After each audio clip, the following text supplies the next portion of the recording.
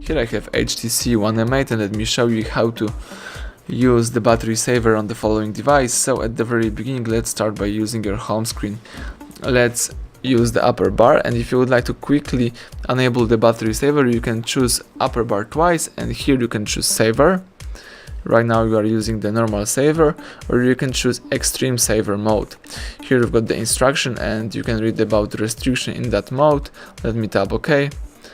And this is the extra saver mode. If you would like to quit this mode, let's just simply tap exit. Wait a few seconds. You can also find some battery saver settings in your Android settings mode. So let's tap apps icon, choose settings. Let's scroll down. And here you can find and select the battery. It should be under phone tab. It's power, sorry, let's choose power. And here you've got the power saver, extreme power saver. You can choose the battery optimization as well. So that's it. Thank you for watching. Please subscribe our channel and leave thumbs up under the video.